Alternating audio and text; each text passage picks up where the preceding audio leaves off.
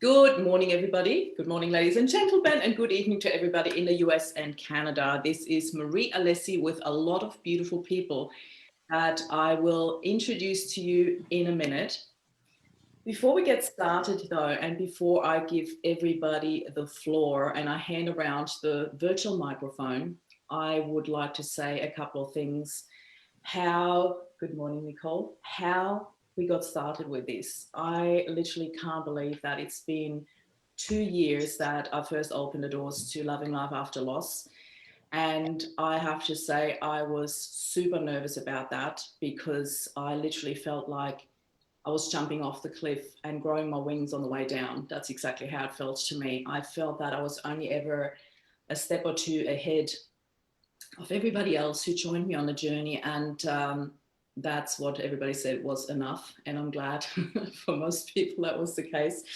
I want to tell a little story how I actually got started with that, and bear with me for like 2 or 3 minutes. I'm going to keep this really short because most of you know, but for those of you who've only just started the journey with us and only just joined the group in the last few days, because we had literally, I think, about 100 people joining us in the last week or so.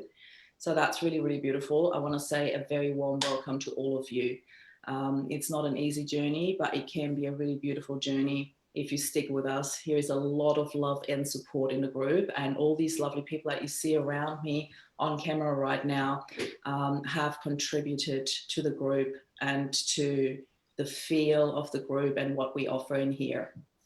So a little bit about me. I started this journey because my husband passed in June 2018, very unexpected, from a brain aneurysm while he was on a business trip away, and our boys were only 10 and 8. And we had the odd chat about what would happen if, before he passed, like some parents do, some don't.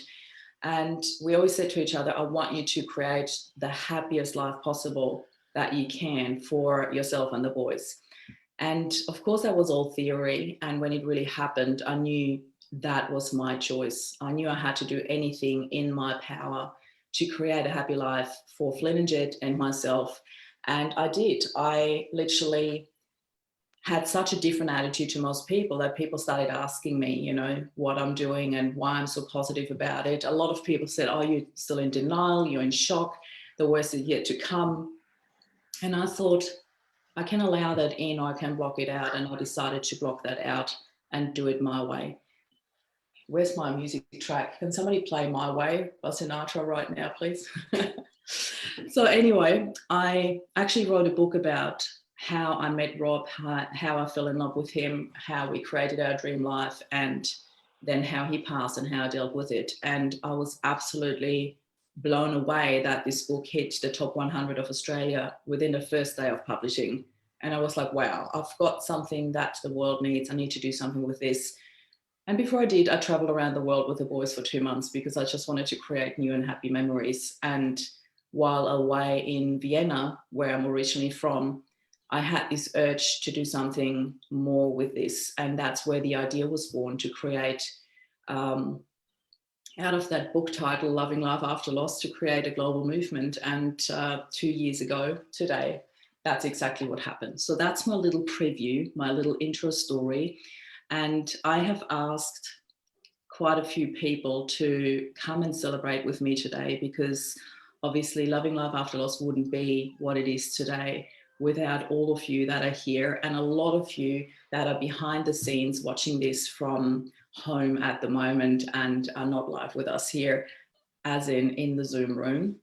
So my idea, what I wanted to do today was, all these lovely people that you see here have previously been an interviewee for my series Up Spiral Grief. So I've been literally searching high and low for people who do something positive or beautiful in the space of grief. And I will literally do the rounds. And to keep me on track, I hope that's okay, I'm going to literally go like I see you guys on screen. You don't know who's coming next, so you all need to be prepared. I'm all going to give you some floor space here. And I would love for you to share a little bit about who you are, maybe how we connected, and what your business is, what you do, in terms of in the space of grief, how you make grief a little bit of a happier place than it usually is portrayed by society. And yes, for those of you watching who've never heard this before, it is possible, and we can get you there too. So without further ado, thank you all so much for being here behind and in front of the camera. I'm going to introduce you to the first brave one, and that is Steve. Steve! Oh, I'm the brave one. Yes, you're the first one. You're like literally the first one on my screen. And I would love for you to give us a quick shout out about yourself and what you do and how amazing you are. What about how we met? Cool. Oh, no, we've only got 1.5 hours here. Oh, okay. Well, please share whatever you like. I came into Marie's life when she first, just in the first couple of days that she entered Australia, and we've been friends ever since. A lot of common interests. We spent a lot of time together, and we've sort of followed each other's lives from afar and in close quarters over the last, how many years has it been? 20 something? 23, I think. 23 years. Yeah. So, and funnily enough, we came back together. My past is I was a journalist and a press photographer for one of Australia's biggest newspapers over 30 plus years, and I left that industry and I have a couple of other businesses, and one of them is I deal with death. I have a business on the sideline of the funeral industry, and funnily enough, I have some other businesses with the motorcycle industry also, but funnily enough, I'm on my way. I just pulled over on the side of the road in a beautiful little country town that's actually flooded at the moment, called Bullidia, and to do this, so I'm just going to jump out of my car and show you, because I've got my we get a tour with me. So tiny little trailer. There's a trailer that's full of motorbikes and my car, and I'm doing this little road trip to do some work, to work on the bike. So my job is I have a motorcycle hearse. I put this together just with the sole intent of making funerals a celebration, giving people an opportunity to celebrate a person's life. So I meet people. I come into people's life at the end of usually their loved one's life, whether it's a husband or a wife. I do a lot of women's funerals, and I encourage people to not dwell on death, but on that day, but the fact that they've died, but how they've lived their life. And motorcycling is something that,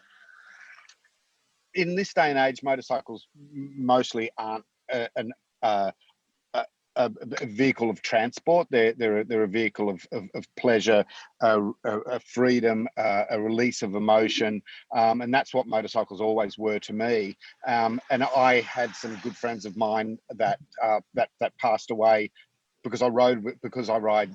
My original interest with historic and classic bikes. A lot of these guys were old, and so I just had an idea I had a sidecar for my son, and I took the sidecar off and made a funeral, a hearse bed on the sidecar. And so I take people on their final journey on the side of a motorbike. And it really brings some joy into the family's life. And I see funerals, it just injects, the way I can say it is, it injects joy into a funeral. And I didn't do this by any means as a commercial entity. It sort of became that a little bit. It's the only way I can continue to do it. But I spiritually, I get so much more. So much more enters my heart than my pocket out of this. So I do this more. Yeah, just for me, and I really enjoy it, and I like making that difference. So Marie and I, we were always connected, but we found we had yet another common interest our paths of our life joined again with this, and so that's how I became an interviewee with Marie. That to me was really like such a weird thing, you know, like after all these years, because like at least 23 years ago, Steve actually took me on one of those beautiful bikes that he just talked about, the Triumph 66. I absolutely love that bike, still do. And that's how we connected, you know. It was like I was staying with friends like who knew Steve, and they invited him for dinner. And like, oh, you should take Marie on a motorbike ride, because she loves motorbikes, and I had my first one just in Austria, and I was like, oh my god, this is so amazing, I'm in Australia and I'm going on this cool bike. And it was a really, really cool trip. Yeah, we connected ever since, and strongly reconnected about a year ago. And Steve, you've been such an amazing support for me emotionally through this whole journey as well. So I absolutely love that you came for an interview and talk about your business, because I love what you do. I think it really, exactly what you said, you know, it injects joy in that person's family. And I love when you say that final journey, it's so beautiful that you can make that a celebration, which is often just with all due respect, something rather mundane, you know, when you just drive behind that car, and that really adds some light and some joy to it. So I really, really love that. So thank you so much for being here, and thank you for your support. It means the world to me that you're here. So thank you.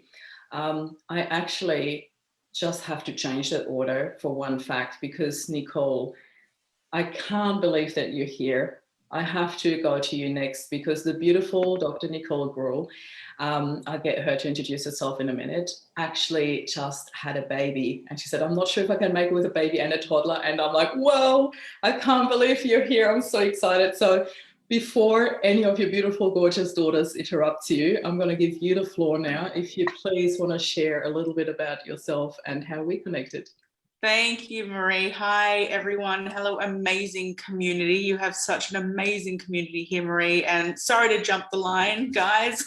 Thanks for being patient. Right. But yes, true story. I have two little people. One's actually knocking at the door right now. So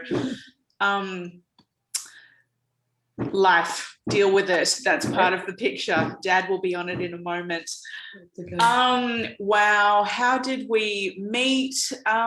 We met because we're both building tribes and communities. Marie and I are both really passionate about people and celebrating stories, and, you know, doing our best to help people shine, especially through tricky circumstances.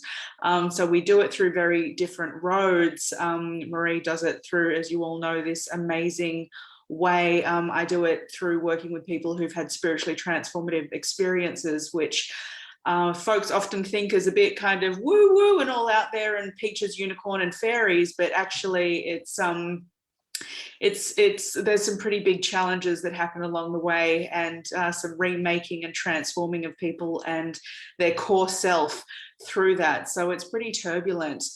Marie and I specifically had this conversation because my initiation into this area was through the great initiator of death.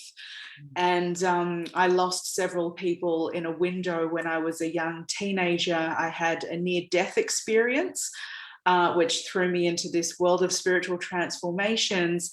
But also within that 6 months of having my own near-death experience, I lost my father very suddenly in a way where I was still very angry at him. I held a lot of rage, and we never got to say goodbye, and he died on the other side of the world. So it was all quite tricky and traumatic, and took most of my 20s to unpack. And I lost two other family members as well within a 6 month period. So there was this series of boom, boom, boom, boom, but I was only 14 at the time. And so I could only handle that as a 14-year-old could, which is not very well emotionally. So it really did take at least another 10 years to start to unpack, understand. And it took another passing of someone very dear to me, my grandmother, who I'm sure there are many in the community that will find this. It's like you can lose someone or have a series of tragedies, but it can be so much and so raw and so intense that, you know, parts of ourselves just disengage from the process. And yet further down the road, we might lose another person or someone dear to us, or even a pet. a family pet, and that is the trigger to release, you know, the big waterfalls of emotion. And that's certainly what happened to me when I lost my grandmother, maybe 10 years long, maybe not even that long. I don't remember how many more years later. But I went through a process with her, and I shared this in the interview with Marie, you know, how death was such a healer for me at that time, because I went through a window with her where I watched her spirit leave her body over time. So the Japanese do things very differently to how we do it in the West, and you can stay with the body. And so I we just did, have to mention the grandmother that Nicole just mentioned was a samurai grandmother, and it was just, yeah, so you just said she was Japanese, so I just love bringing different cultures in here and share how different cultures actually, some of them really celebrate death, which I think is amazing. Absolutely, yeah. And this comes from the Buddhist way of being, and they have many layers where they understand how the essence of us leaves the physical form. And so that happens at the time of death as well, so where they talk about the elements of the body. And I was reading the Tibetan Book of Living and Dying at the time. I don't know how I got my hands on that, but while I was in the hospital, and I literally watched the elements leave her body of, you know, of water, of earth first, because people stop eating, right, of water, and then fire, that life force energy, and finally air, they stop breathing. And I was like, wow, I'm looking at this book, and I'm there with my grandma. I'm like, this is incredible. People have documented this. I mean, of course they have, right? Yeah. And then they have layers afterwards where you celebrate the life and you help the transition of that person to where they go next in really ritual bound ways that are just beautiful. But what it did was those layers of ritual over a period of about a month or so, and even years after they have other layers, that was hugely helpful for me in the grieving process and actually gently moving through grief, as opposed to the sudden bang, the sudden goodbye, etc. So anyway, I've been talking far too long. But that is how we have connected. I love this community, Marie. I have thrown so many people, referred them your way, because I don't know where else there is such a beautiful space like your group, where I've seen it again and again. Someone in the midst of the one of the hardest times in their life jumps into your group, and there's like these waves of loving support that come from real human beings, as much as we can connect on social media, but there's just these waves of love they get hit with in your tribe, and it's real, and it's so beautiful. And I think you should be celebrated along with your tribe, because you're doing magic. And it's all the people in this community that make it so magical. You guys are doing real, true healing work for others. So I witness it again and again. Go, go, go you. Thank you so much from the bottom of my heart. This is so beautiful to hear that from you as well. I really honor who you are and what you do. I think what you do is so amazing, Nicole. I'm really grateful that we are connected. So I can't even believe that you're here. I'm really, really happy to see you here. And then you look amazing. I can't believe you just had a baby, you know. You just, congratulations, by the way. It's absolutely beautiful. I'm glad everything went well with the birth. It went amazing. That's why I feel like a rock star. No other near-death and for all the mamas out there who have had traumatic births, let me tell you, when it happens normally, because I've been on the other side, I've been there as well. That was number one. But number two was a very normal, healthy, happy, smooth home birth. And whoa, what a world of difference. So when mamas get to do it their way, and power to you, woman. It is super empowering. It is very healing. Yeah. But look, everyone has their path each way. Yeah. So thank you, Marie. If I disappear, sorry. And that's okay. That's what I said to you. Even if you just made it for 10 minutes, I'm really quite blown away that you did make it, and you look amazing, and you were so focused for a mom that's got a newborn here.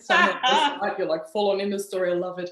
I actually wanted to quickly share with you, Nicole, because about a week or two ago, I was in the car with my 11-year-old, and I kept hearing him mention near-death experience as a term a couple of times already the past couple of days.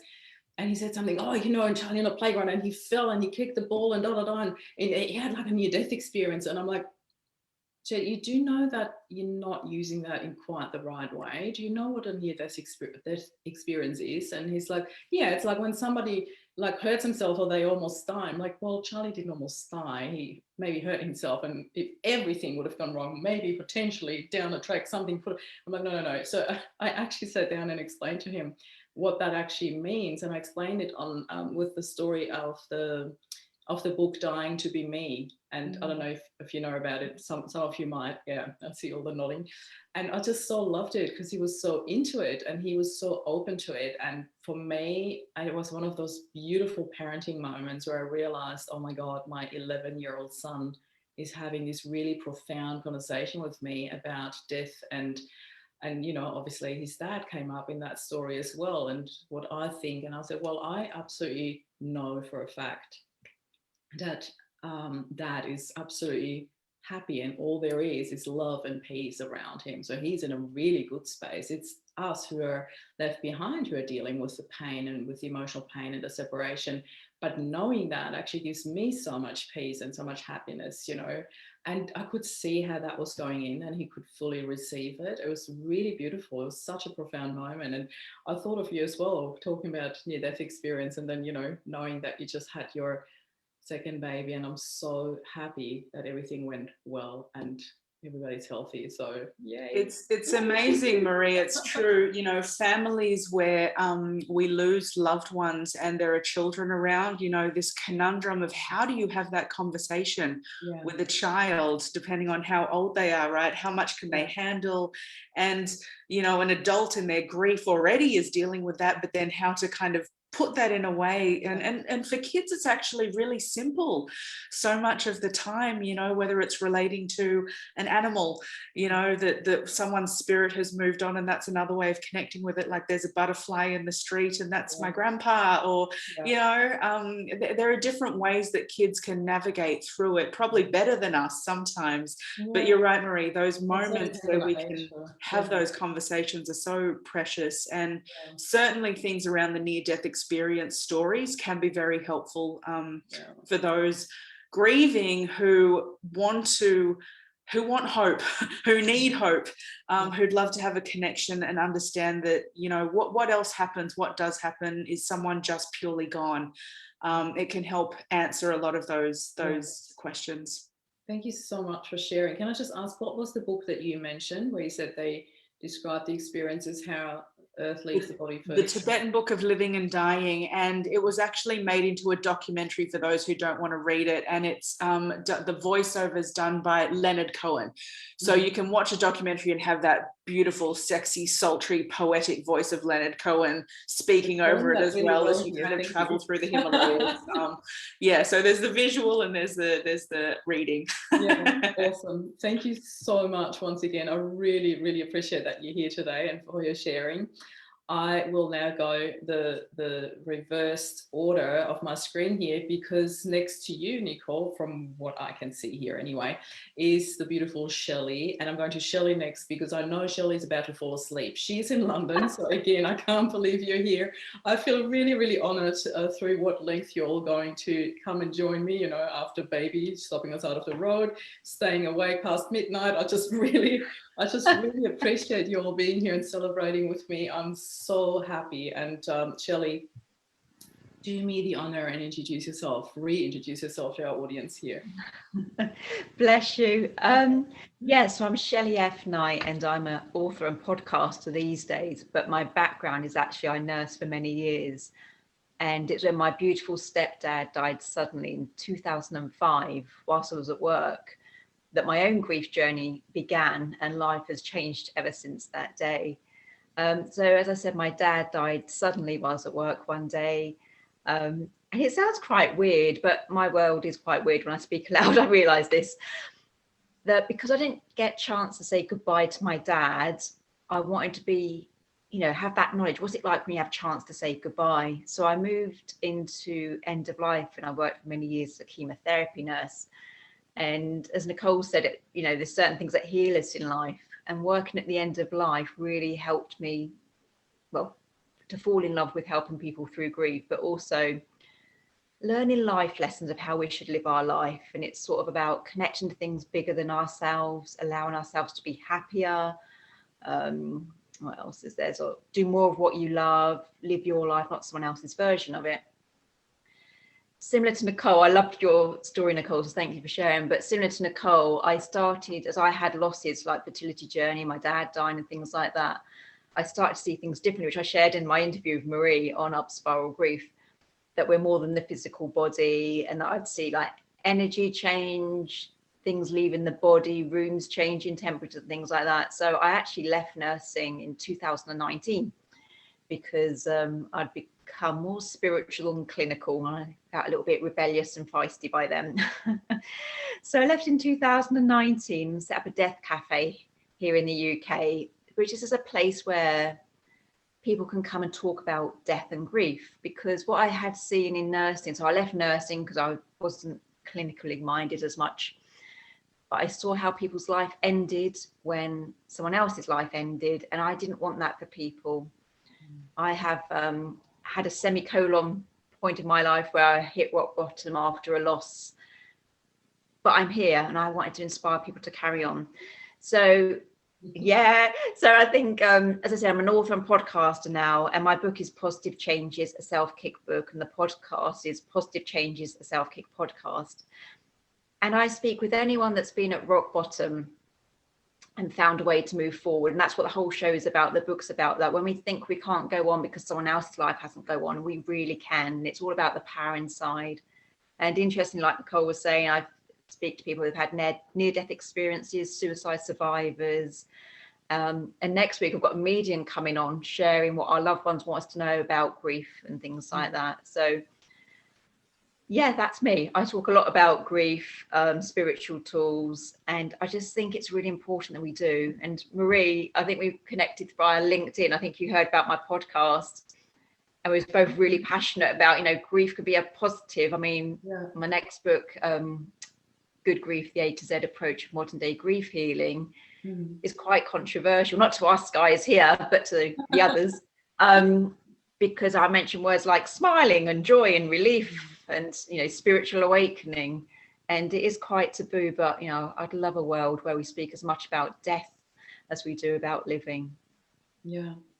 So can I just ask you, Shelley, because we didn't talk too much about the Death Cafe that you just mentioned. I'd really like to know about that. Is it you who runs it, or how does that work? So it's a big global movement. There must be, I think there's been 72,000 events globally around the world. But I set up one here in Northampton because when I left nursing, I just knew that people were getting stuck. Do you know what I mean? Like we grieve over anything we have an emotional connection with, whether that's a job, finances, a relationship, health. You know, there's all levels of grief, but I'd seen it very much at the end of life, like when a mum had died or a spouse had died, that their way of life had died. And there's just not the help here. I'm not sure what it's like in the rest of the world, but here in the UK, there's so many financial cuts in mental health and support that I knew I could make a difference. So yeah, I just borrow a cafe, a lovely tapas bar. We're not at the moment because we're in lockdown over here, but in normal days, we'd meet at a cafe and we just, you know, have tea, cake and talk about death. And it's normal. It's just normalizing, you know, grief. Because I remember when I think my mum was diagnosed with cancer, then she just got the all clear when my dad died.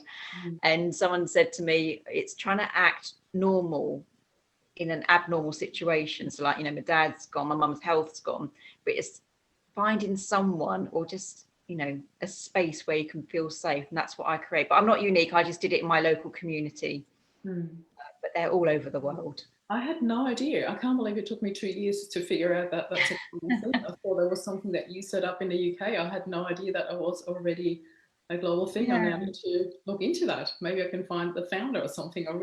Well, he died. John Underwood died, but yeah, it's just a big thing. It's a non-profit organisation. I just turn up with cake and biscuits and a smile and a listening ear, and it's really gorgeous. I mean, whilst I've got the nursing background, I worked in haematology oncology. It's everyone in there. They just, you know, whether we've had people that have lost children, parents, sisters, you know, lots of things, but there's commonalities that, you know, you just understand each other, and it doesn't matter if someone's died like 3 months ago or 3 decades ago, you'll be heard. And I think that's really important, because, you know, grief has no timeline. I think it could be a positive, you know, my dad died 16 years ago, but, you know, I still connect with him. I still miss him, get frustrated when I achieve something, you know. So it's just a place where we can talk no matter how much time has passed by. Yeah. I agree with that, because for me, it's way over 28 years now that my dad passed, and I obviously, you know, I'm doing my life, and I'm that strong woman and all that. You know, we talk about that label quite a bit the last few days, and I'm not going to go into detail here with that now, but it was just this, there are these milestones. I think milestones when it comes to death are always the biggest ones to handle. And for me, that was obviously when I met Rob. I so wanted him to meet my dad, because they were so alike. That I knew they would have had so much in common. And you often say that, you know, that a daughter meets the man of her dreams, and he's just so alike as that her dad. And that was so true, you know. And I always thought it would have been so beautiful for them to meet. And then, of course, you know, walking down the aisle, I didn't have an aisle. We got married on the beach barefoot. So it was no walking down the aisle for me. Rob and I just walked down the aisle together, like the whole beach. And then, you know, having my boys as well, like all these milestones. I'm like, I so wish my dad would have been there to meet my men in my life, you know. And that was something I never had, but at the same time I felt like, well, I'm lucky enough that he's always there watching over me. So it's such a cliche to say, but I really mean that. It's just really beautiful. I get that. Yeah, because I say that he died 16 years ago, and he died just a few weeks, I think, before my degree, my nursing degree. He died just before the graduation. But there is, like, when you meet your husband, when you have a child, but even now, like when I'm achieving things, you suddenly just zoom back those decades and think, I'll just pick up the phone, you know. And it doesn't matter, you know, like here we are working with grief all the time, but it just catches you unawares, doesn't it? And there's always those little synchronicities. I think I said when we spoke on upspiral grief, that our eldest was actually, his birth date was due on my dad's birthday. And there's just these little synchronicities that come along in life, and you think, I've got this, I've nailed it, I'm no longer grieving. And you're like, damn, that's a really good synchronicity. You know, it just gets you. I only just had a moment the other day, which was really a first in a very, very long time, that I'm like, oh, I need to text Rob this. And I'm like, that was so bizarre. It literally, I caught myself thinking that. I'm like, wow, I haven't thought that for a really long time. And all of a sudden I was just so, I want to text him that. I'm like, okay. Well, thank you so much for staying up and sharing with us here. I'm really impressed that you're here. And yeah, thank you. I really, really appreciate that you reconnected with us here and shared. By the way, for everybody watching this here right now, if you watch a replay or live, doesn't really matter. I just want to let you know, for all the interviews, the beautiful people that you see here in this Zoom right now, I will share how you get to that section in the Loving Life After Loss group, where you can watch all the Upspiral Grief interviews. So if you find some of the speakers that really connect with you, the message really connects with you, you can actually go and rewatch that interview. They're all in the group here under the guide section. I'll send the link straight under the live video here, so you can just click on it and get straight to that section, and you don't need to look around to find it. So who are we going to pick next? Somebody who's not rocking a baby, maybe? So we are going to Terry. Terry is one of my longest standing clients, most beautiful supporter, and also a moderator of my group. So she really helps me keep that boat afloat. And I love, love, love your positive impact in this group. And I would love for you to introduce yourself to our audience, Terry. The floor is yours. Good morning. It was really great just to see those few that I have, and Steve. I've met Steve before, and Fan club. Yeah, and Nicole. So one of the Steve fan clubs. So there is one in the background, ladies, if you want to join. Yeah. I guess I should start with how we met, Marie. Marie and I basically met Marie in the middle of the night. I lost my son coming up for 2 years in May, traumatically. And I was probably, like most people, very sleep deprived from the loss. And I would spend most of my time being awake more than I was actually asleep. And this particular, we were quite confused, I think, Marie, how we did meet. It came across in the middle of the night, and it was Loving Life After Loss. And I guess my first reaction was, yeah, right. I'm sure that can happen. I don't feel that. It would have been probably in November of 2019 when that came across on my Facebook. And before your birthday, I know that. Yeah, it was just before my birthday, yes. And I was turning 60. I was in those very, very early of the numbness of loss. My son was 34, and he left me beautiful grandchildren. I have 3, and they're 11, 9, and 2. So I have 2 boys and a girl. So I'm just listening to, like, even Shelley and people saying, you know, you think you've nailed it 1 minute. I don't think I was even close to nailing it. And there was actually nowhere to go with the grief, nowhere. And when I saw that title, I was a little bit cynical, thinking, how does that happen? But the one thing was that, Marie, I remember, because you did contact me, because I contacted you and then you contacted me, and it was that moment when you said that if there's a glimmer or there's a crack of light, you know, if it's even just roused some sort of reaction, which is what it did to me. And then when you called me, I think that was the point where I thought, you're human being, you're not an automated response group that's, you know, too big. So that's where I began my journey, and I was incredibly frightened. I had no words. I didn't speak properly. My thoughts were scattered. When I look back now, I guess it was trauma that I was going through, like most people who lose. Doesn't matter how you lose them.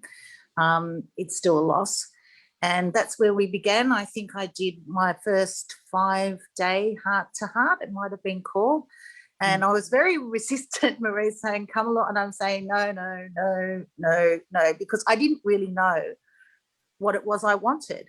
But I did want to be supported in your immediate group of friends and family. It comes a point where you don't talk about it, your loss, because it's repetitive and there's no gain from that if people haven't experienced the way you have. So I think we were very young, Marie, I guess, in the growth of the group then. And there was small groups of us. And I think that was invaluable to me, because I was scared of sharing myself with people I'd never seen before. And that's credit to you, because you would contact me and talk me through things and help me on that level. So I could then begin to come into the group. And I remember one of the highlights was my first ever Zoom. I didn't know how to do a Zoom, and seeing the people that we were talking to focus come in, and that was one of the journeys that I did. So I did begin those journeys slowly. I can't say that. Can I just ask you quickly, Terry, because I think that is a really important point for a lot of people joining this group, and I'd really like for you, if you're okay with that, I'm putting you on a spot here, if you don't mind elaborating a little bit on that point when you said, you know, when I first came in, I really didn't want to share because I didn't know these people, and it's super intimate and personal details, you know, how you lose someone and how you feel about it. That is a really huge topic. Do you mind sharing a little bit about that? What actually made you cross that line where you go like, you know what, I'm safe here, I can do this? What went on with you in that? Do you mind sharing? You don't have to. I think what it was that I think, Marie, it was having you as the person up the helm, that you understood that, because I would say I can't do that, because I did sit in the group for quite some time, and I thought I never spoke, and I didn't know how to. And and a lot to do, I think, was initially that it was a lot about people who'd lost their husbands or, you know, their family. And I'd lost my son, and I didn't feel that I could put that on anyone either. I didn't know where the connection was going to be. But as the time has grown, there's people that were quiet like me too, that we've connected. And I can mention ladies, and I think that's where, you know, and even like Chris Kruger, the people that you brought into, hi Chris, if he's here, brought into the lives were so educational, I think, for grief. Yeah. And that's where, when I think, probably getting back to your question, because I'm such a waffler, we do go on about this, but it was when I started listening to the lives and real people talking about their journeys, and I'd say, yes, that's how. I didn't have the words, so I was relying on other people to have that connection with, and the variety of people that you bring, like death doesn't choose or grief doesn't choose. It's not selective. It's life and death. So you find your place in here, and that's what I found my place, and I've been able to share, and actually being able to understand other people when they were talking to, and getting a response back from them. I think there's a real hunger in there to be supported and to be loved and to be respected, you know, for your own words. Some of us don't have the same amount of words or vocabulary, and that's where I've grown, I think, mostly, and sharing things that people, when they've got back to me, and I felt really honoured that they would say, thank you for sharing that, because I understand and this is how I feel too. Or it's that connection that we miss in everyday life. Because I think Shelley said, I think you bumble along being normal in an abnormal situation. Because you can't talk about grief every day.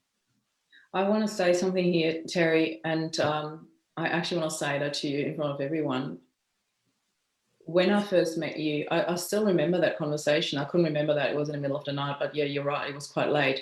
And it was a very long conversation we had. I remember that too. I think we sat like maybe even 1.5 hours. I can't remember exactly, but it was a really long chat. And I just knew that time so didn't matter to me in that moment. It was so, I felt so connected to you. And I went from feeling helpless first. I'm completely honest about this here, because I thought, well, I have never experienced that. I have never lost a child. I can't think of anything worse than that. And I felt from, you know, when I first started Loving Life After Loss, this was one of my biggest fears, and actually the only real fear that I had when I opened the doors to this movement, that I thought, I'm dreading the day where a person comes to me and says, you've got no idea what I'm feeling because you've never lost a child. And I thought, they're right. I would not know what they're feeling. I can only imagine what that would be like, but I had no words for that. And I was dreading that day. And then along came you, and I met you, and I did not know what to say. You keep saying you had no words. I felt I had no words, you know, and all I could do was open my heart and listen. That's all I had for you. I literally opened my heart and listened, and I felt it was so profound when I did that. And I felt it was so profound for you and for me. And I often say that to you, you've got no idea what you did for me when you shared your heart, because it really opened up a completely new path for me in this very movement, where I realized often that's enough to help other people, to just open your heart and listen and be there and let them speak. And the more often you say you had no words, I have to say to you, I understood you very clearly. I never felt like that you didn't make sense. I never felt like that I couldn't listen to you properly.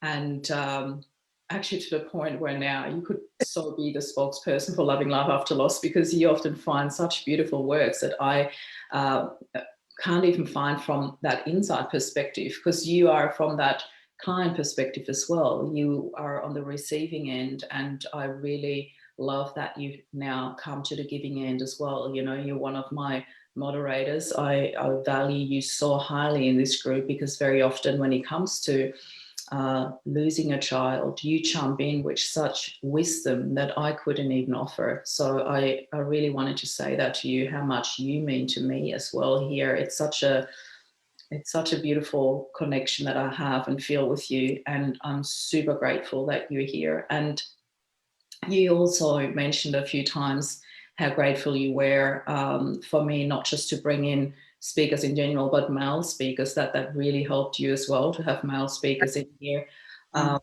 And I feel that because the majority of this group is female and the majority of this group are widows, it is really, really important to bring people in as well, that male energy into the group, in terms of there is such a different path of understanding, a different energy to it as well, that I really appreciate.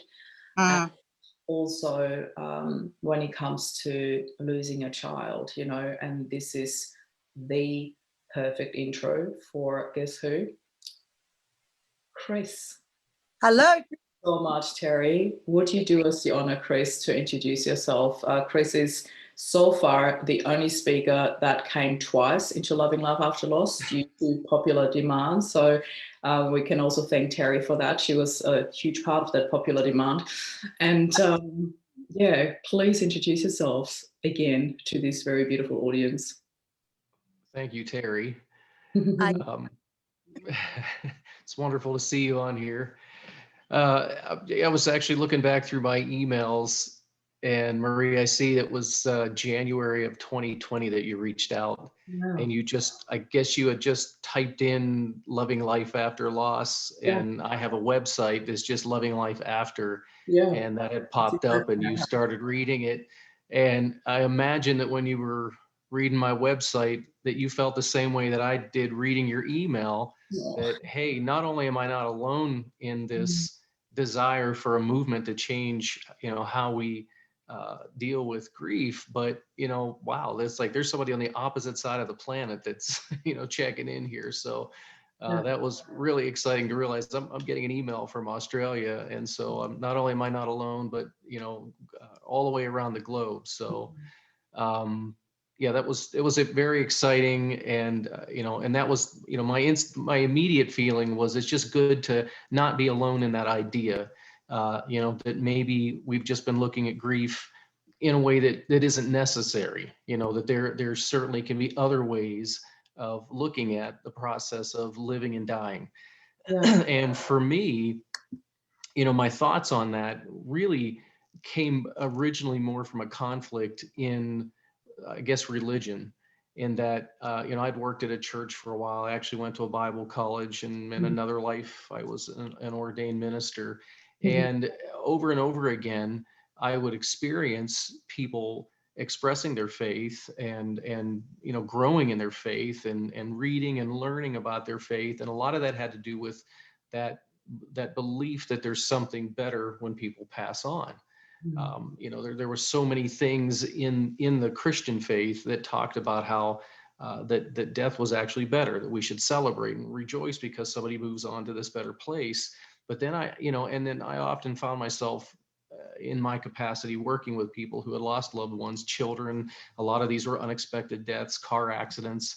I remember being at church on a Sunday and noticing that there was somebody missing from my teen group, and only to find out that she had passed on a car accident on her way to church.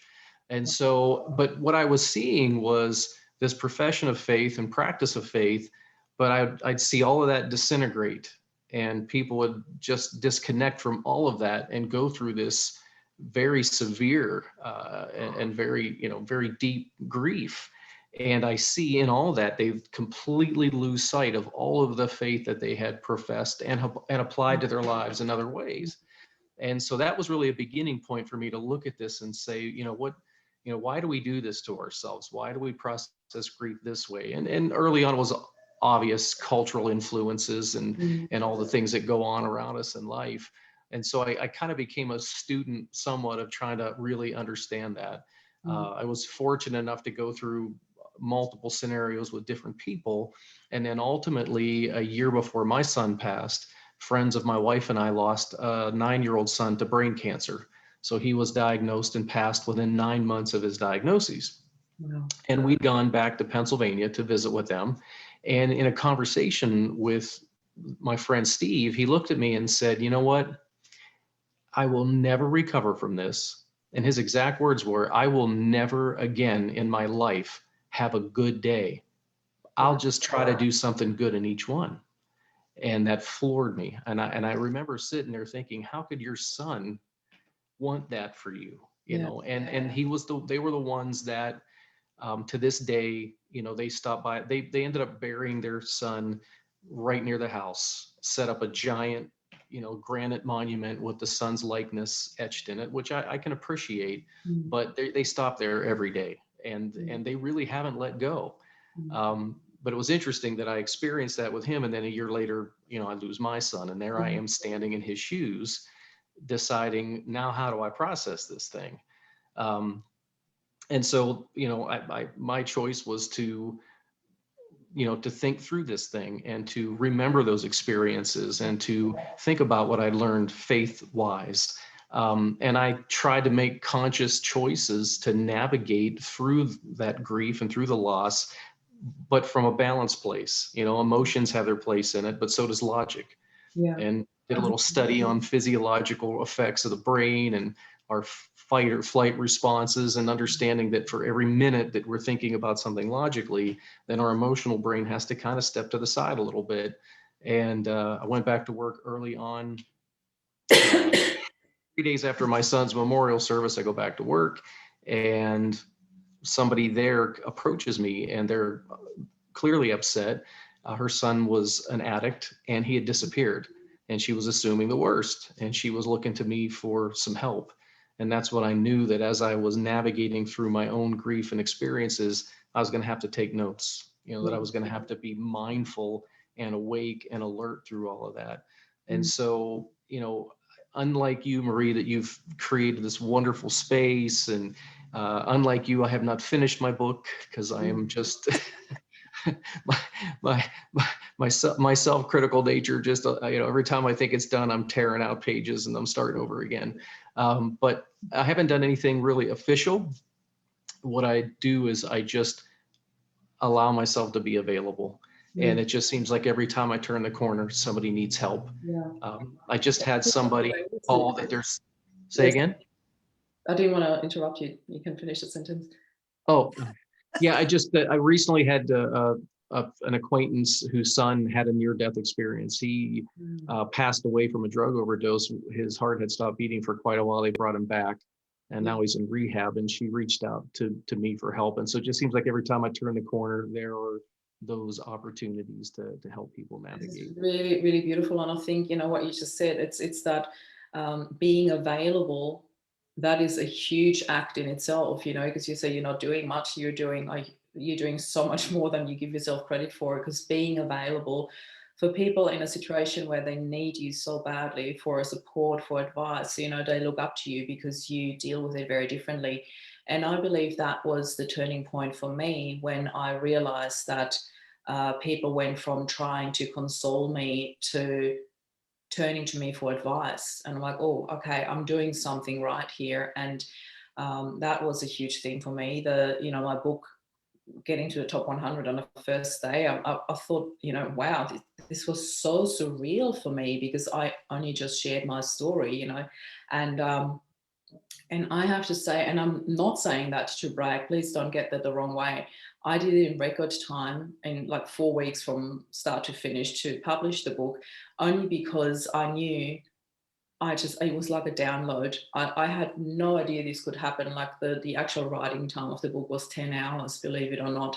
And I published it. So if I go back now and reread it, which I had to do a couple of times because in various interviews, people asked me to share a few things from the book, and I read through it and I was like, oh my God, if I had to do it again, you know, I would change this, I would change that. And because I'm a Virgo, you know, everything has to be like, I'm perfectionist per se. So but I still had to let go of that. And there were 2 huge steps in my life where I let go of a huge chunk of that perfectionism. One was becoming a mom, because that's where you drop all the perfectionism. Nothing's perfect anymore when you're a mom. And the second one was when Rob passed, because life just changes and priorities change. So I just knew that I had to share that and get the word out there. And I just felt in my heart I had to share this with the world. And I'm sharing this with you now, Chris, because I feel the world needs what you have. So the perfectionism is standing in the way of people receiving what they need to hear from you. And I'm saying that to really support you. You've got like your little woo-woo cheer squad in here for getting your book out there, because I really feel that the world needs to hear what you have. Absolutely. So I'm happy.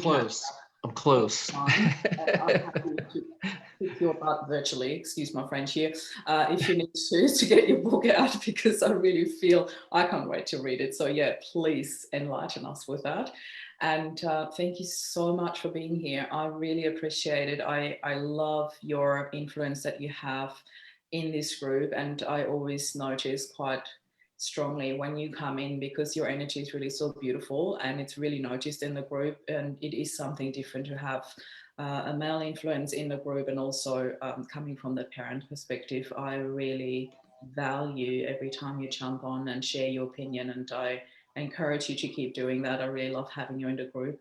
Thank you so much for your support and everything you do in the world and in this group. And so I actually wanted to go to Alison next, but she has disappeared. I thought while the baby is quiet and calm. Before I choose the next person, is there anyone, I just wanted to say hi to Aneta and hi to Tanya, because you just came in late. Is there either one of the two of you who's only got 10 minutes? Because I know some of you said, I've only got 10 minutes. Then I'm going to go to you next, if that's okay, Aneta, because I don't want to miss out talking to you. So thank you so much. I've got till half an hour. My apologies Okay, so for being late. I had a if mama. that's okay with everybody else, because I also have Alison and Shalina. But Alison and Shalina, if you're okay, that I'm going to go with Aneta next and then Tanya, or do you guys need to run as well? Cool. Aneta, you have missed the beginning, and I'm not saying that that wasn't meant to come across negatively, sorry. I just meant to say what you missed is I just wanted everybody to share a little bit about themselves, and maybe a highlight or two that you had coming into the group or during the interview, whatever you would like to share. But please do us the honor and tell us, how did we connect? How do we know each other? And what do you do? I love that you animals in here. One of the easy ones, and I brought Cully. The reason I couldn't dial in earlier is I had to bring my husband to a physiotherapy appointment, so we're sitting in the car. So I met you, Maria, through Facebook. I think you approached me to join the group, which for me was, it's a wonderful asset and resource. For me as a practitioner. So I'm an end-of-life consultant and educator. I also have private end-of-life services. So I do everything from advanced planning through doula to home funeral support and advocacy. I do a lot of public education, and I'm also a grief psychotherapist. I've done that for over 3 decades. And I work a lot with complex and disenfranchised and traumatic and historical griefs. And I work with humans and I work with pets. And it's, I think it's very important to find spaces like yours, Maria, and to amplify spaces like yours, because the negativity can be fantastically destructive around end of life and death and dying. And it's very easy for people to keep using euphemistic language when they're stuck in a very negative place. So recognizing the before and after of every death, and how every death is different. Every grief is different. Every stage of life is going to be different after every death. But remaining positive and being able to laugh about the memories, and as well as being angry or sad or down, which of course happens, it comes in waves. But the capacity to reconnect and build community and discover deeper and different awarenesses of self after a death.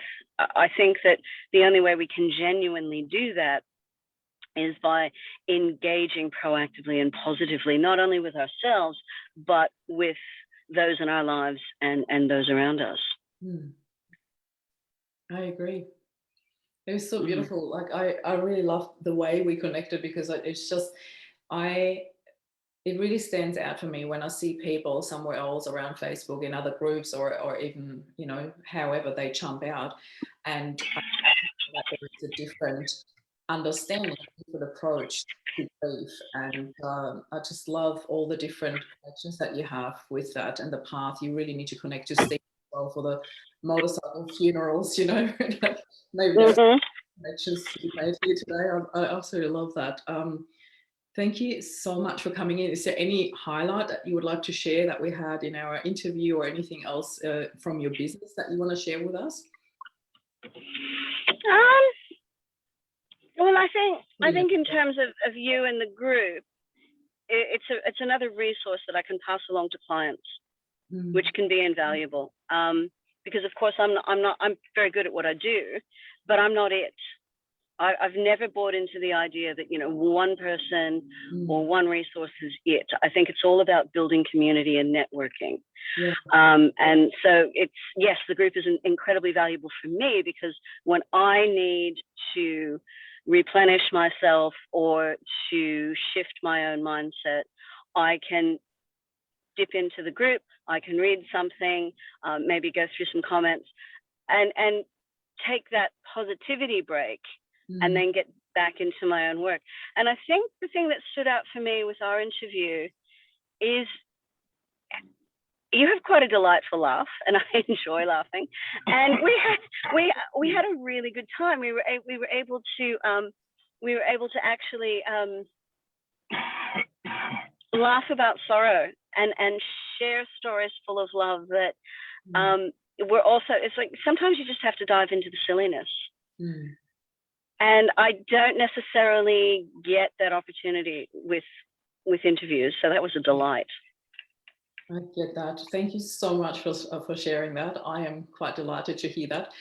And one thing I'd really love to highlight what you just said here, you know, I completely agree with you with that. I'm not it either. You know, I'm not all there is.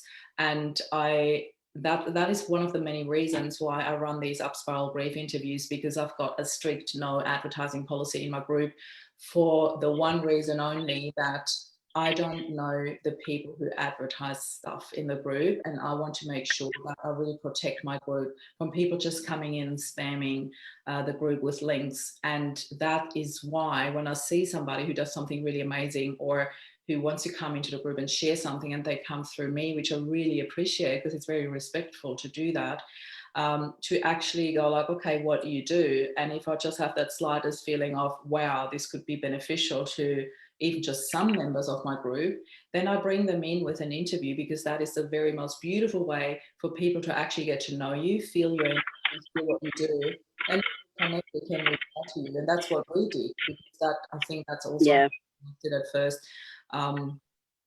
Where I got my antennas out, I'm like, oh, who's she and what is she doing in my group? And because I'm so overprotective that everybody is safe in the group and doesn't get spammed. So when I realized that you were in a similar space, I'm like, we need to talk. And I just love what you do. I brought you and got you to share. So thank you so much for being here today. I really appreciate that you jumped in quickly.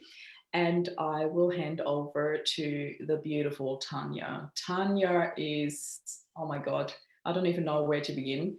An absolute lifesaver for me. I'm gonna completely advertise now. I need to say this. Tanya runs a program called Body EQ, and I actually talked about that with her in our interview.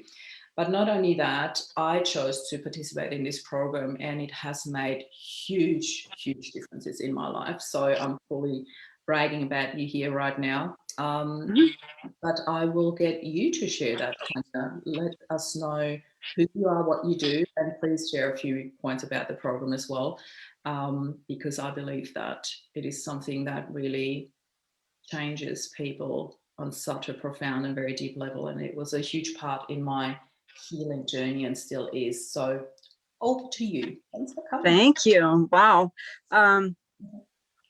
Yeah, so the whole background of where I'm coming from is that I can't take it when I went through a thing where I felt like I had the most amazing life that, you know, on paper checked off all the boxes, but deep inside I didn't feel right, and I almost didn't feel right about feeling not right. You know, like I should be appreciative. I have a great, beautiful husband and a beautiful house and beautiful kids and, you know, the whole everything. And what I discovered, and I did everything. I did therapy. I did all the personal development programs. I did the leadership programs. I even led them. And there was still something there that was like an angst that was, something wasn't right. And what I discovered is that I needed to get to my essence. What is my essence? And that everything else was just decorations of, and that I had inherited all these different views, and I was living successes that society wanted me to live, that my family wanted me to live, that I decided I wanted me to live as a response to surviving. So I made a program where it is, let's look at what character did you create to survive life that is obstructing your authentic self and your essence and your purpose. And how we relate to our body has everything to do with what's going on inside. Our body reflects what our mind believes. So I was really triggered by diets because it just triggers our body into going into fight flight mode and go like, oh my God, I've got to hang on. I don't know what this person's doing. What are they going to do next? So it hangs on. It actually does the exact opposite, right? But then what is there? What else is there? And I watch people suffer and go through bariatric surgeries and all kinds of crazy stuff, when at the source of it is a calling that is not being heard. So that's what I do. And I have like a surgery lens. I just go in there and we like that discover, right, what that is that hasn't been heard or hasn't been expressed. You know, because we all want to be that. We all want to be the fullest expression of our truest self. Absolutely. I have to say, for me, I experienced so much on a really deep and profound level, like working with you on my whole disconnection to my body and what I thought was expected and how I dealt with it. And for me, the biggest shift, and I want to share this here quickly so that most people understand how profound that is. I think one of the most profound moments in this program for me was to reconnect to my roots. I really felt like my roots were cut through, and I'm talking about, in particular, my female ancestor line. Like, it was just so strong for me to have taken on board all the limiting beliefs, decisions, and really quite destructive habits. And that's what I had taken on from my maternal line. But I realized when I dug deeper that there's such strength and wisdom that I had not connected to. And I just allowed myself to do that. And it really changed so much for me in terms of my own perception about who I am and where I'm going and how I need to be successful. And that was profound for me. It has really grounded me. And that's, I just wanted to say, that's what roots do to you. They ground you. And I always am so careful, because people always say to me, because I have this meditation, roots and wings, and I'm like, you have to be careful with these words. Like, and I'm like, yeah, it doesn't matter. Roots are grounding, full stop. I'm just going to say it as it is. Oh, I love it. So yeah. And the wisdom, that once we can quiet down the noise and discover the things that are in our blind spot. Like, Marie, you're so great because you are so you have such a mastery of going. It's such a pleasure to work with you. You just go boom, you know, and you just go, oh my God, whoa, like, whoa, I just saw something. Oh, there it goes, you know, and then all of a sudden there's the access to all this wisdom that you have. Yeah. It's just taking away what you're not. Yeah, that's exactly in the blind spot. that is in a nutshell what your program does. It's just taking away what you're not, but it just is so huge and profound. I just absolutely love it. Tanya, you are an absolute superstar in my life. Seriously, it's just so beautiful to work with you. And Thank you for the opportunity. your background, please. Thank you for being here, because I know you only had a short window to come in, so really, really appreciate that you made that happen. And Thank you. and I'm going to go next to, I'm going to quickly go to Alison, because you're without a child on you. So we're going to seize the moment. And yeah, please share with us, how did we connect and what do you do? Because what you do is very, very unique as well. So I think we connected on Facebook. I think you might have popped a post up on one of the bigger groups, and I'm like, oh, you know, she's my kind of people. So what do I do? Oh, where do I start? So I am a DNA artist. I started my business after losing my fiance in 2015, and I launched my business on the 3rd anniversary of his passing. I focus more on loss side of things because of what we've been through. But I do also use lots of forms of DNA. So for example, I craft with things like breast milk, I craft with umbilical stump, I craft with dried placenta, I craft with pet fur, pet ashes, obviously human ashes, but I'm also one of the very rare few that actually also craft with embryo ash. And for those thinking, why the hell would you do that?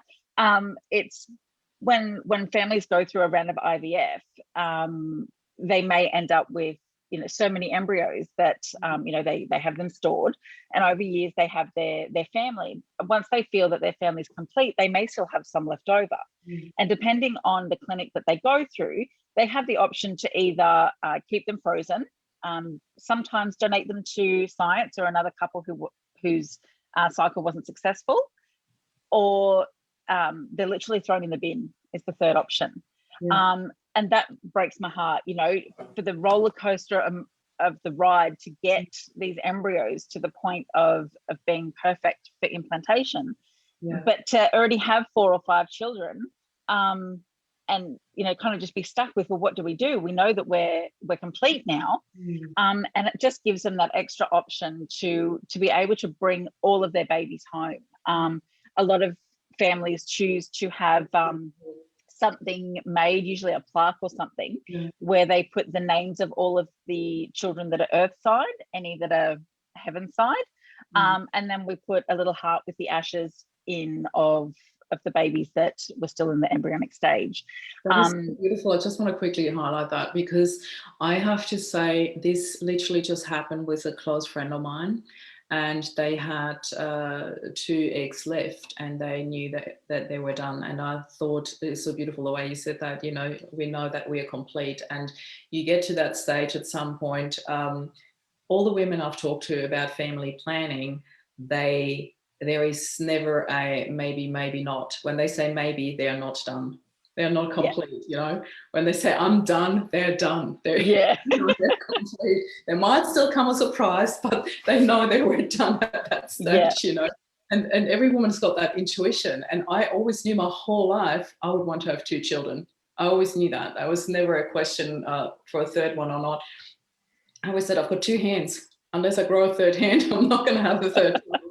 And now more than ever, I realize why, because now it's just me. And I love that I have those 2 by my side, and that's exactly what I needed. So for me, I just wanted to highlight what you just said, because I feel when I went through that with my friend, until she mentioned it to me, it didn't even occur to me, because I had never been in that situation, how emotional it is when you need to make the decision to let go of those eggs, as in, okay, they're not going to be held there anymore. And, you know, I think there is the option to have them for 5 or 10 years, and you can extend that. But they came to that point where they had to make the decision to not continue. And I thought it was quite emotional for her. And that was the first time I realized how emotional that would be.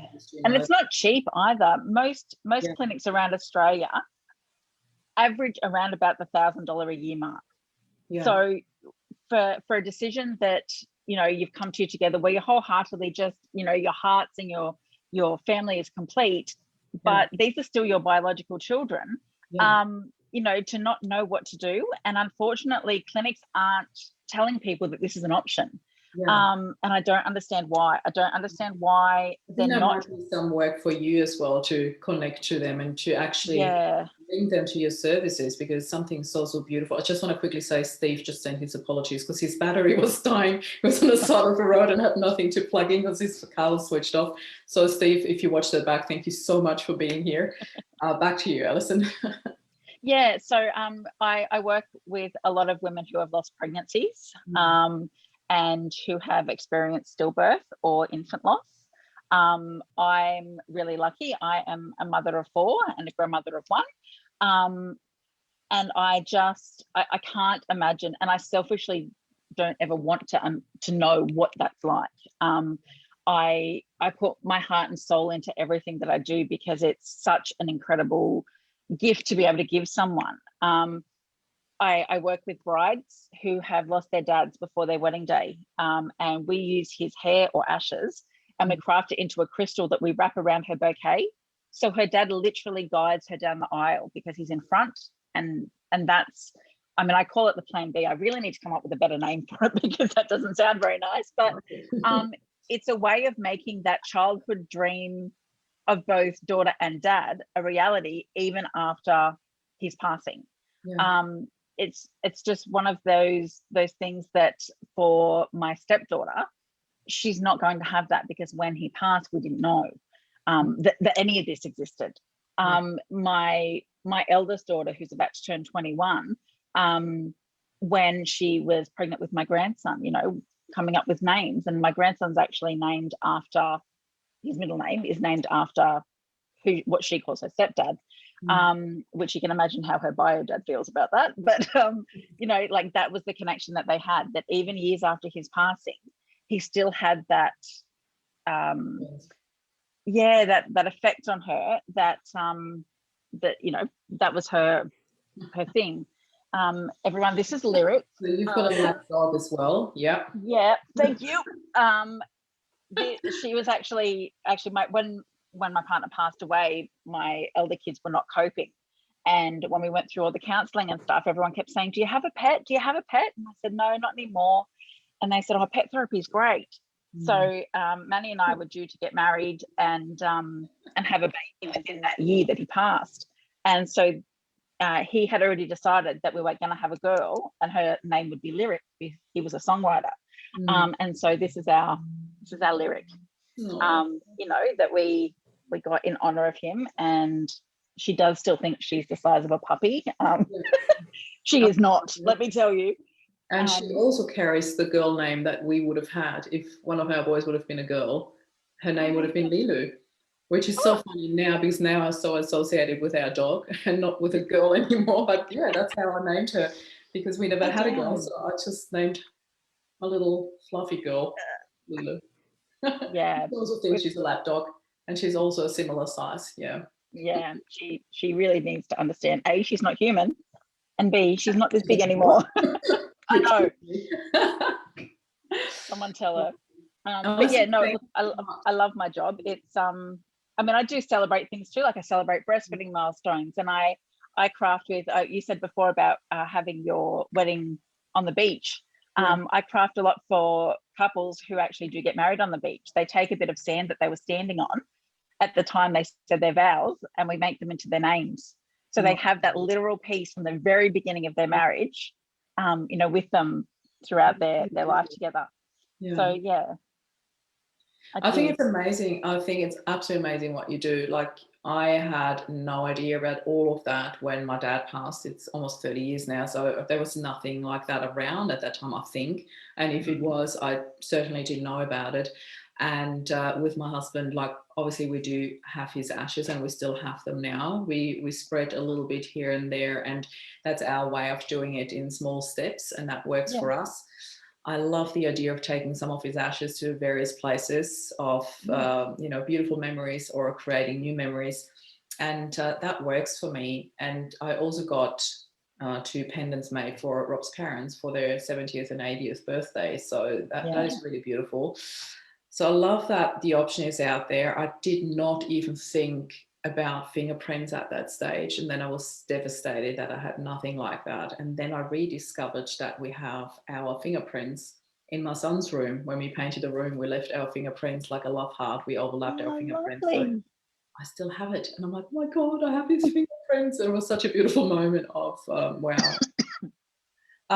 Thank you for being here. Thank you for resharing with us what you do. I think it's absolutely fantastic what you do. I really believe that you need to reach out to those clinics and really make that business connection, linkage to and share what you do. I think we really need to spread that a little bit more, that that's available, because it's such a once in a lifetime opportunity. When people don't know about it, it's really devastating to find out about it later. So I feel a lot of my goal for 2020, which I mean everyone knows how that turned out, but now 2021 is to erase the phrase "I wish I knew you existed when," because I'm met with that so often, and it crushes me, because I said the same thing. I wish I'd known that this existed when I needed it. And so now that's my goal. You know, we're launching a charity at the end of the year. But yeah, all of it is just about making sure that people know that this exists, you know, I mean, nothing can help the grief journey, but to be able to have a little piece of your loved one, you know, in a ring or a bead or a pendant, or just a little display piece that you can have in your home, you know, where you can literally touch that loved one, you know, in those times of mourning, it kind of does soften the blow sometimes. So I'm really grateful to be able to do what I do. And apparently I've got a smoke alarm going off. So I will mute myself. Put you on mute. I'm so sorry. Yeah, no, that's Thank you so much for sharing. And how can you say nothing helps on a grief journey in a group like that? We're all here to help. I know how you meant it, though. No offense. Thank you so much for sharing, and thank you for being here. And last but not least, the beautiful Shelina, drum roll please. I'm so grateful that you were so patient to wait and let all these beautiful ladies have their turn before you, because they had to leave us. So Shelina is also one of my long-standing clients, and not just moderator, also admin in my group now. I've fully promoted you because while I was away, I really needed somebody to step up and be there. And Shelina is, I think, my biggest step-upper in this group, because you always got my back. You're always here to support me. And you are the most beautiful guidance here in this group for so many. I love your story. I love how we connected. I love the growth that you had, and I'm going to let you share the rest. Well, I am super excited to be here to celebrate 2 years of what I believe is an incredible movement. I'm deeply honored to be here. So congratulations. And I can't wait until we do it again next year. So how did we meet? Well, I guess I had been recommended by a friend of mine to check this group out. She thought that it was great and that it might help me. My husband had passed away in October of 2019, and this was in December. So it was very shortly after I had lost my husband. And so I did check it out.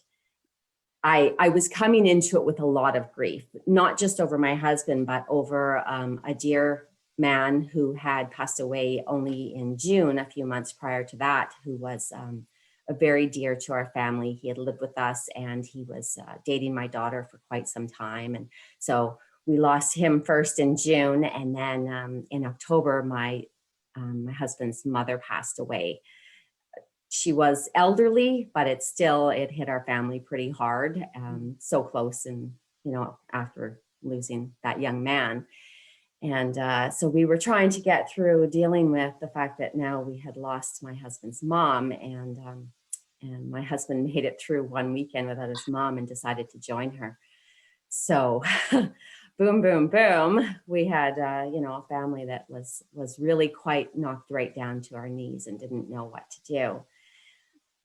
I was one of those people that when everything happened, the biggest emotion that I felt was love. It just filled my whole body and it took over. I still to this date don't know where it came from, but it just was massive. I was sad, but the love was just huge. The love that was coming to me from so many people all around me, from coworkers, family, friends, the love that I felt for the medical team that were, had taken care of my husband, the love I had with all the memories of my husband, all of it. I honestly, that feeling of love, I can't in words describe how massive it was. And I was determined to just let that love be my guide and my instinct. And so when somebody reached out and said, you've got to check out this group, I just did, because it started with loving life after loss. And what can go wrong, right? It's brilliant. And yeah, I joined every program that Marie had to offer, and I did all the work and completely fell in love with the program and with the woman who is running all of this and everything that she has to offer, and jumped on board in a heartbeat as soon as she asked me to become a moderator and then an admin. And I just think I am so lucky that somebody referred me to her, and that this is the journey that I got to take as I was grieving and navigating through what grief is and how it can be. I like that it can be so much different than what society seems to dictate on a regular basis. And this is better. This is the way to be. This is the way to go. So thank you. I'm absolutely floored. Thank you. I didn't know what to expect really, but I'm just so floored by your words. Thank you so much. I actually, I put a question in the group. I think I couldn't sleep. I was so excited. Every time when I've got big things happening, I just can't sleep. And it was late at night. I was still awake at like 1:30 or something. And I posted this one question in the group here saying, what was your highlight in the last 2 years coming up to this celebration? Because I thought it would be so beautiful for people who can't join the live, or who can only watch or watch late or whatever, just to have that opportunity to actually share, and also to encourage others that are in this group. And one really stood out for me because it literally summed up everything, every reason why I started this group. And she said, honestly, when I came into this group here, I finally found hope and happiness. I can't remember her exact words, but the message was that she actually deleted all the other grief groups after that. After she found Loving Love After Loss, she's like, oh, I finally found it. I don't want to go back into the other groups because they all drag me down. And I thought, oh, this is the very reason why I started this movement, because I felt I couldn't spend more than 5 or 10 minutes in other grief support groups, because everything is about the loss, the suffering, the hurt, the pain. There is no hope. There is no love. There's no celebration of their lives. There's no mentioning of the most beautiful things that they have brought into our lives. And this is what this group is about. And Shelena, you have really summed that up so nicely and so beautifully. I just absolutely love it. And